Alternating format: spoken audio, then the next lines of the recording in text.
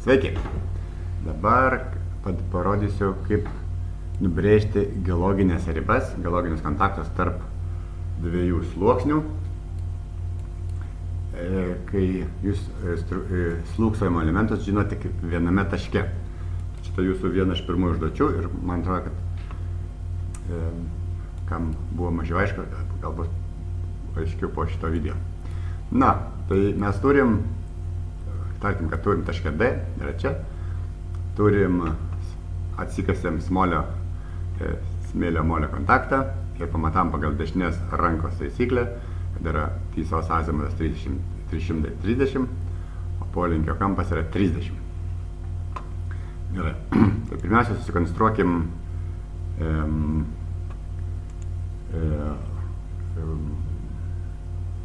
poną T arba T raidės plokštumos simbolį, kur ilgoji šis yra tiesos linija, o trumpoji šis yra polinkio linija.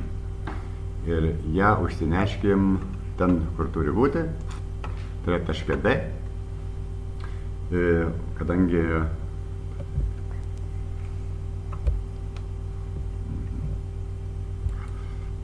taške D azimutas 330 ir mes jeigu paimsim ką nors kokią nors atskaitos liniją, tai yra ne kokią nors, bet šiaurės pietų atskaitos liniją ir užnešim maždaug nuo čia iki čia, tai yra linija į šiaurę, tai va šitas kampas yra 30 laipsnių, arba tai reiškia, jeigu mes matuosim palei laikrodžio rodiklę, kaip yra azimutas, tai čia bus 330. Tai ir čia linijos polinkio kampas yra 30, kaip kad buvo duota pas mums. Tai va, toliau.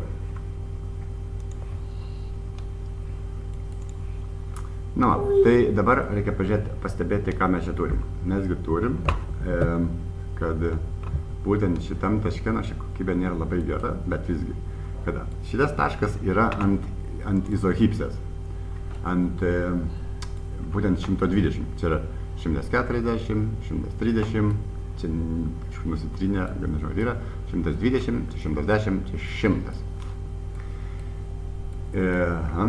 Ir ką tai reiškia? Kad mes jeigu turim tiesos išmatuotą liniją ant žinamam aukštį, būtent 120 metrų aukštį, tai mes turime liniją, kuri vadinsis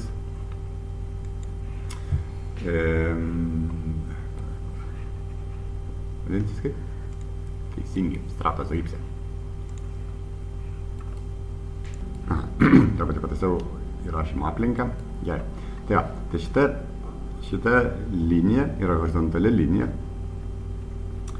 Tai pamatysite kodėl, bet kuriuo atveju tai yra tiesos linija, kuri būtent šitam taške D yra 120 metrų aukštį, tai yra 120 metrų stratozahipsė. Va.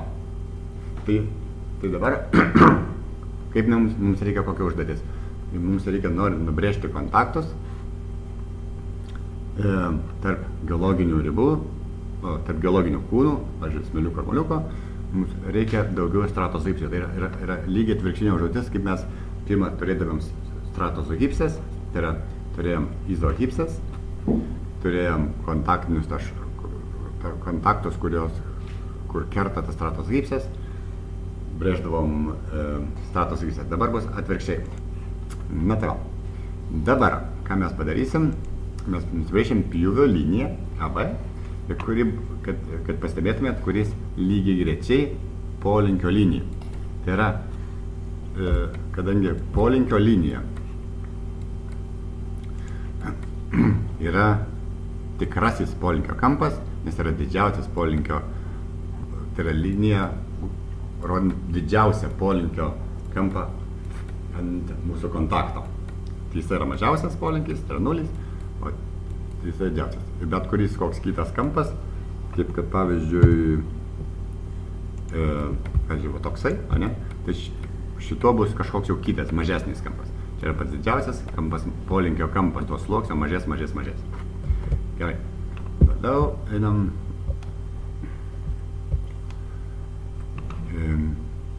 Nusibraižom mūsų. Taip, tai yra būtent pjūvio linija AB. Ir dabar mes pasisuktumėm, turėtum taip, kad mums būtų patogiau. Tai mūsų kaip nedarysim. Dabar mes darysim pjūvį. Geologinį pjūvį būtent. Kadangi mes viską turim, mes turim polinkio kampą turim, žinom, kurioje vietoje jis išeina į paviršių, mes jau galėtume daug ką turim. Nu, tai dabar, ką mes darom, mes pasidedam savo pjūvio arba skerspjūvio vietą, susidedam izo linijas arba izogipsas pjūvyje, susidedam taškus, susidedam mūsų kaip čia topografinius taškus, tada užsidedam gražiai mūsų reliefo pjūvį arba topografinį pjūvį. Tas taškus galime imti, kad būtų patogiau. Ir dabar darysime geologinį pjūvį. Ką tai reiškia? Tai, kaip atsimenat, kad būtent šitam taške aukštis yra 120. Nematot? Na. Būtent šitam taške, kur taške D, jeigu mes nuleisim statmenį, tai yra bus aukštis 120, teisingai, reiškia, šitam taške mes radom kontaktą. Čia viršus, čia medžiai auga, čia po žemėm kurmiai laksto. Nu, reiškia, šitam taške mes atsikasam, kad pjūvis arba pjūvio linija, jeigu čia mes nusėsim horizontalę, tai va šitas kampas yra 30 laipsnių. Čia atkreipiu dėmesį, kad čia aš nekreipiu dėmesio mastelį labai daug, bet jums reiks. Nu, čia kažko, kad turi būti, kaip jau minėjau, kad turi būti mastelis 1:1, jeigu nenorit skaičiuoti, arba jeigu norit padidinti vertikalų mastelį, jums reikia skaičiuoti tikrai polinkio kampą. Nu va.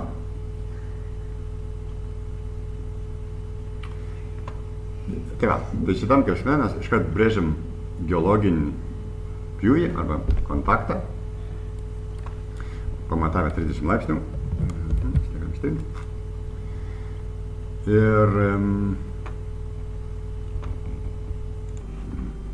na, tai tarkim, kad šitoj pusėje bus smėliukai, šitoj bus pusėje moliukai. Aiškiai, čia eisim smėliukais, čia eisim smėliukais, perėję šitą tašką, apačioje pradėsim eiti moliukais. Link upelio mes eisim, čia upelis, eisim moliukais.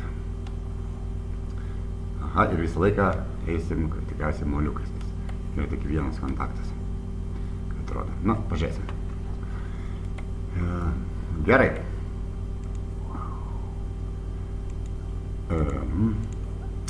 Na, ką dabar darom, tai mes darom atvirkštinę užduotį. Reiškia, kad va čia 110 šiuo atveju aukštyje, ne? Tai čia, jeigu mes anksčiau turėdavom stratozgipsę ir leisdavom iki tam tikrą aukščio, ne, pavyzdžiui, šita stratozgipsė kertasi su pjūvio linija 120 m aukštyje, mes šitą leisdavom iki 120 m aukštį, dėdavom tašką. Dabar darom atvirkščiai, mes dėsim taškus ant geologinio pjūvio. Pavyzdžiui, čia 110 m izolinija, izogipsė, kertasi su pjūvio linija, reiškia, čia pjūvio, su geologiniu pjūviu, pėdsako geologinio kontakto, skerspjūvio, dabar mes nudėsime ant pjūvio linijos. Vėl 100 m ateis čia, kirsis, mes susidedam va čia taškus ant pjūvio linijos. Taip. Na, tai dabar, kaip ir mes žinom, kur Ir čia lygiai taip pat ir tose gali visus, turi padengti visus aukščius. 140, 150 nebuvo, čia yra 130, 100. Ir gilyn 140, man atrodo, šita izohipsė yra 40 apie 50. Tai mums daugiau gilyn nebereikia, nes nebėra tokių gylių, kad pas mus atsidengtų. Žodžiu, susidėjom taškus, kur mums reikia, ant pjūvio linijos, per kurias turėtų eiti stratos egipsės. Gerai, tai mums šitų taškų kaip ir nebereikia. Tas netaško visų pjūvių. Tai mūsų atveju buvo tik pagalbinės. Ir dabar mes turėtumėm pasukti atgalio, kaip pas mus visą laiką buvo. Žemėlapis mes pjūvį padarėm, jokie taškai pas mus išliko. Viskas gerai. Ir dabar mes per visus šituos taškus lygiai grečiai pirmąjį 120 stratos gipsį nubrėžiam linijas, kurios bus irgi stratos gipsės. Čia bus 40 metrų stratos gipsė, 60, 70, 80 ir tose, kurios neporinės, tai sudėjau punktyrinę liniją, o kad man atskaitos būtų šimtinę, padariau raudoną. Na, čia tikrai, kad būtų patogiau. Toliau, dabar, ką mes iš to darysim? Dabar paimsim mūsų 120 strato izohipsę ir žiūrėsim, kur čia yra 130, čia mano 120 strato izohipsė, o čia mano 120 izohipsė. Reiškia, tie taškai, kur stratos gipsė ir izohipsė kertasi, mano turės eiti kontaktas. Atsimenant, jeigu į priekinę užduotinę, atvirkštinė, čia atvirkštinė buvo, kaip darėt priekinę, mes, kur buvo kontaktas, jeigu čia per kontaktas, kur eidavo kontaktas ir kirsdavo izohipsę, mes dėdavom tašką, paskui per ją brėždavom strato izohipsę. Dabar atvirkščiai. Ir štai sudėsim visus taškus, pavyzdžiui, mano 120 čia, mano izohipsė. Reiškia, 120 stratos izohipsė kerta čia, paskui ateina čia, kerta čia. Ir paskui dar turėtų kažkur keisti. Toliau. Va, ateina čia, mano 120 izohipsė ir stratos izohipsė kertasi čia.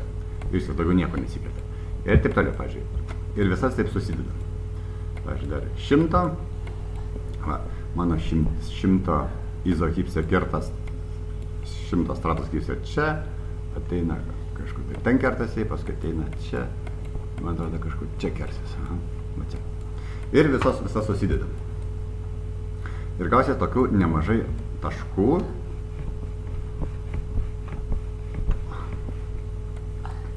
Ir tada mes per jas nubrėžiam vieną liniją. Aiškiai, čia man bus jau tikroji kontakto linija.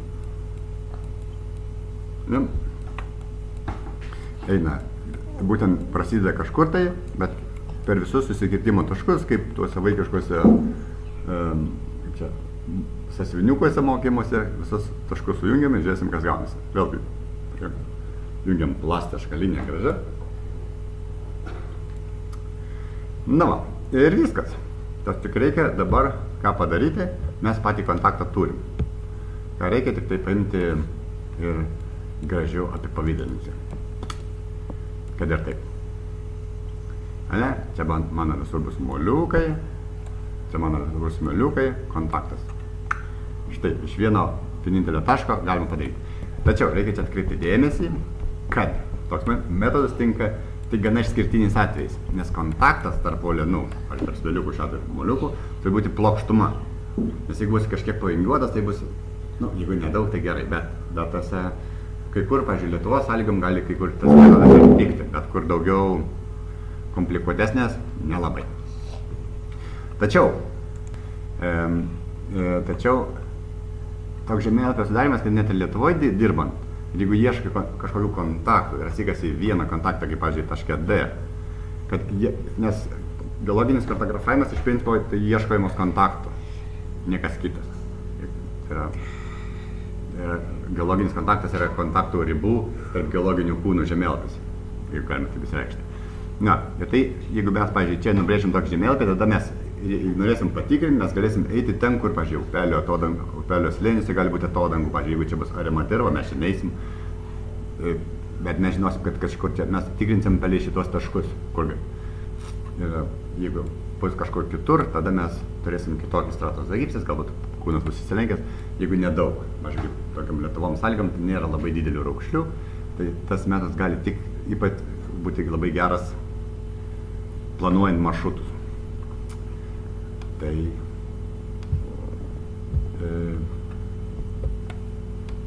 va tiek.